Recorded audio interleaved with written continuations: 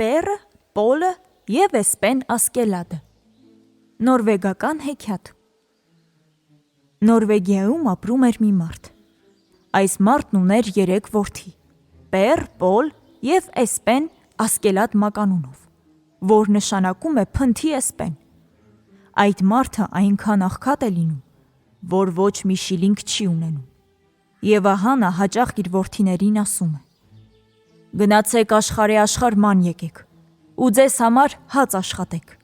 հոսովից չեք մեռնելու»։ Եվ հենց այդ շրջանում է լինում թագավորի դղյակը, որի պատուհանների տակ մի կանաչ կաղնի կար, այնպիսի վիթխարի, այնպիսի ճյուղաշատ ծառ, որ թույլ չէր տալիս արևը թափանցի թագավորական ննջասենյակները։ Դղյակում այնպես մութ է լինում, որ քայլելիս բոլորն իրար են դիպչում։ Բանն այնտեղ է հասնում, որ ցերեկով մոմ են վառում։ Եվ դա կարծես բավական չէր, մի ուրիշ փորձանք էլ է գալիս նրանց գլխին։ Ցամաքում են երկրի առուներն ու առվակները։ Թագավորությունում ջուր չի լինում։ Բոլորը ծարավից կոտորվում են։ Ինչեր ասես, որ թագավորը չի խոստանում նրանց։ Ով կաղնին կկտրի ու ջրհոր կփորի, էլ անհամար փող, էլ հարուստ կալվածք, բայց ոչ մեկի ուժը չի պատում, որ այդ կաղնին կտրի ու ջրհոր փորի։ Ախր կաղնին այնքան էլ հասարակ կաղնի չի լինում։ Հենց որ կացնով մի ճյուղ կտրում են, փոխարենը 2 ուրիշ ճյուղ է աճում։ Հենց որ մի երիտասարդ մոտենում է հարվածում կացնով, կաղինն ավելի է լայնակի աճում։ Մոտենում է մյուսը, հարվածում կացնով, ճյուղերը երկինք են հասնում, և ջրհոր էլ չեն կարողանում փորել։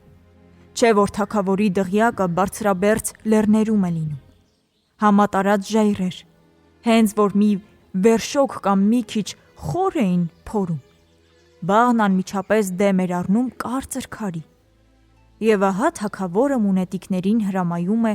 փող փչել ու ամենուրեք հայտարարել. «Ով կարողանա կտրել թագավորի բակի ճյուղաշատ կաղնին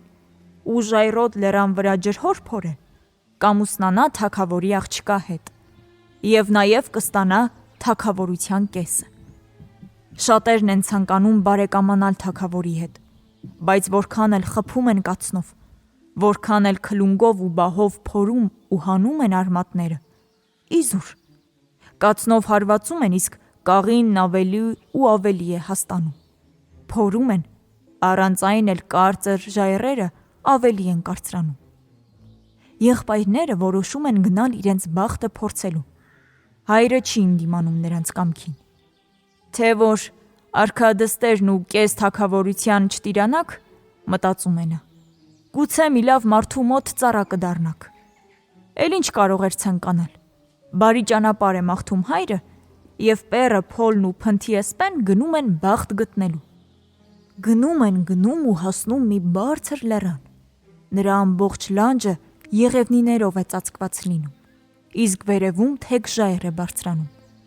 Մեկ էլ հանկարծ լսում են, որ ամենավերևում մեկը կացնով հարվածում է։ Այս ինչ հրաշք է։ Ո՞վ է ժայռին կացնով հարվածում, հարցնում է փնթի էսպենը։ Քեզ նման խելքի տոպրակի համար ամեն ինչ զարմանալի է, ասում են եղբայրները։ Բան գտար զարմանալու։ Ժայռի վրա փայտահատ է կանգնած ու անտառ է կտրում։ Ես այնուամենայնիվ ուզում եմ տեսնել, թե այդ ինչ բան է, ասում է փնթի էսպենը, և սկսում է մագլցել սարն ի վեր։ Դու իսկական փոքր երեխա ես։ Նախ գլուխդ խելքդ հավաքիր և հետո գայիր մեզ հետ։ Նրա ետևից բարկացած գոռում են եղբայրները։ Իսկ էսպենի պետքն էլ չի լինում։ Բլուրները մագլցելով հասնում է այնտեղ, որտեղից լսվում էին կացնի հարվածները։ Լանջով բարձրանում է թեք ժայռի վրա ու ինչ է տեսնում։ Կացինն ինքն իրեն կաղնու բունն է կտրում։ Բարի օր, ասում է փնթի էսպենը։ Այդ դու ես այստեղ անտառ կտրում։ Ես, պատասխանում է կացինը, և արդեն հաշիվս կորցրել եմ, թե քանի տարի եմ այստեղ անտառ կտրել։ Ես քեզ եմ սպասել, էսպեն։ Ահա և ես, ասում է էսպենը, վերցնում է կացինը, անջատում կոթն ու իրար հետ դնում խուրջինը։ Իջնում է եղբայրների մոտ, իսկ նրանք սկսում են ծիծաղել ու ձեռք առնել նրան։ Հը, Ինչ հրաշք տեսար դու ժայռի վրա։ Միթե սա հրաշք չէ, ընդամենը մի կացին, պատասխանում է էսպենը։ Եվ նրանք գնում են առաջ։ Եղբայրները գնում ու հասնում մի բարձր ժայռի։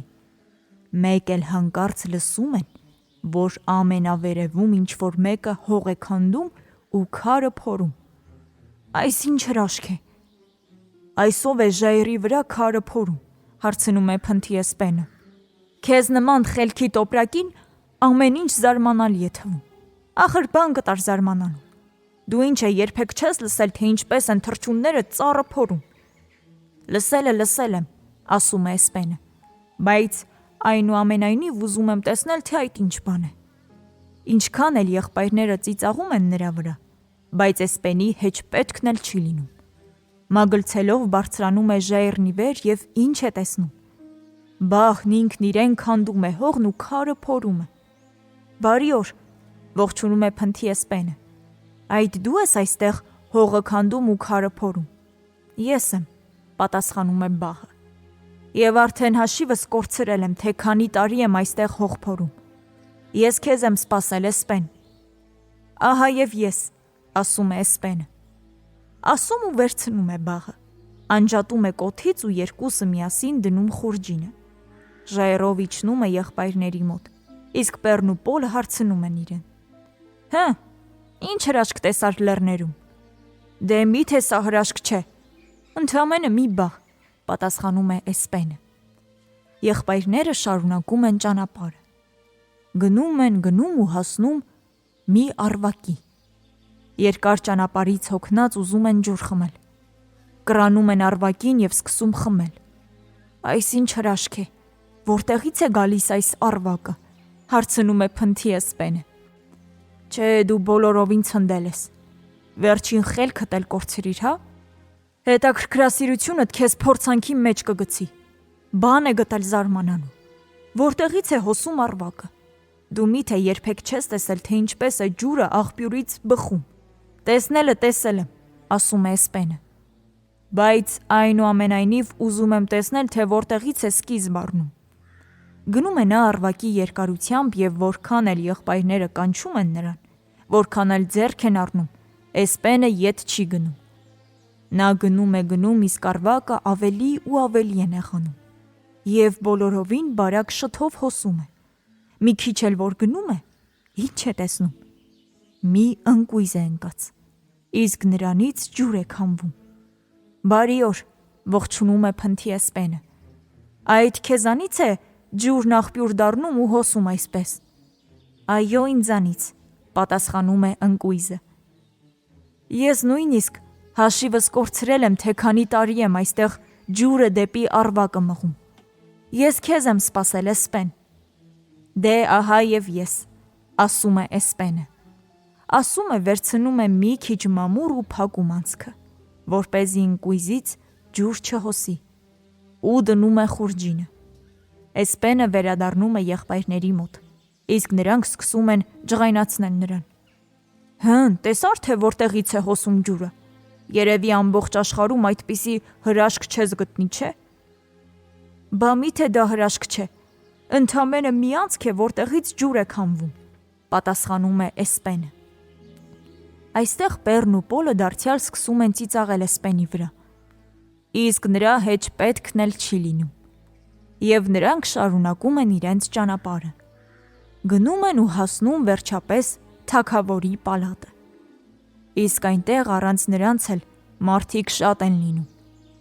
Հիշում ես, չէ՞, թե թագավորն ինչ էր խոստացել։ Ով կտրի թագավորական պալատի ճյուղաշատ կաղնին,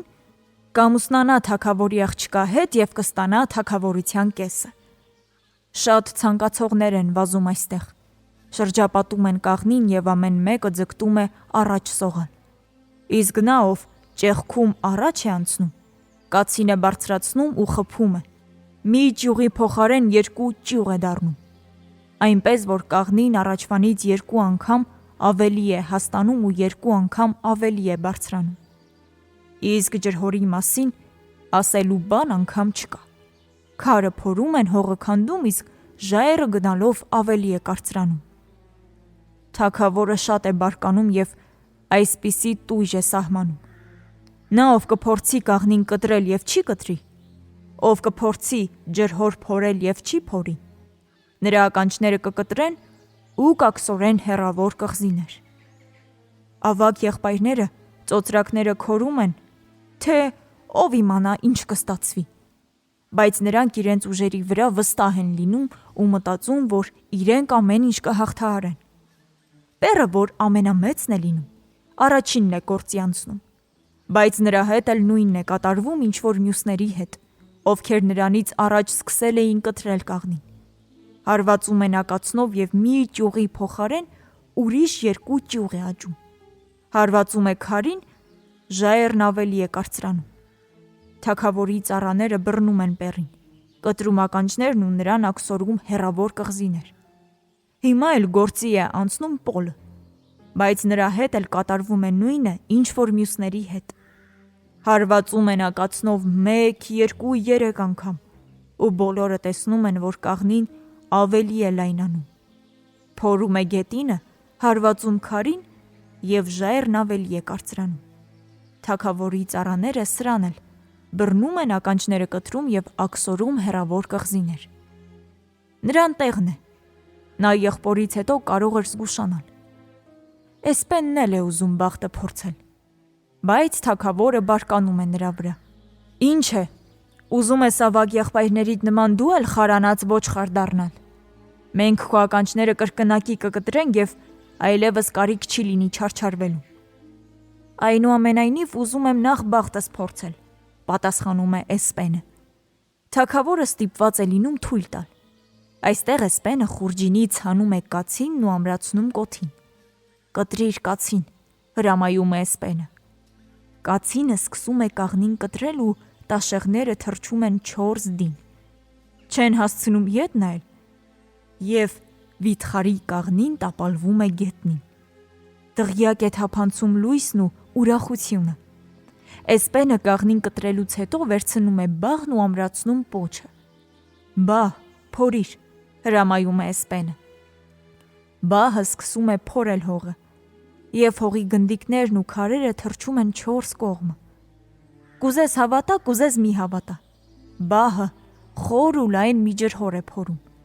Էսպենը հանում է ընկույզն ու դնում ջրհորի հատակին, ապա անցքից հանում մամուրը։ Լցվիր ջուր, հոսիր ջուր, հրամայում է Էսպենը։ Եվ ահա անցքից հոսում է ջուրն ու կարճ ժամանակից հետո ջրհորը լցվում է բերնեբերան։ Այդպես էլ լինում է։ Էսպենը կտրում է այն կաղնին, որը թույլ չէր տալիս, որ լույսը թափանցեր թագավորական պատուհաններից ներս, եւ թագավորի բակում փորում է ջրհոր։ Թագավորը ստիպված է լինում խոսքը կատարել։ Նա արքադստերը տալիս է Էսպենին ու հետն էլ թագավորության կեսը։ Պերի եւ Պոլի բախտը բերում է, որ նրանք առանց ականջի են մնում, թե չէ նրանց համար շատ տհաճ կլիներ լսել, թե ինչպես է ժողովուրդը գովում Էսպենին։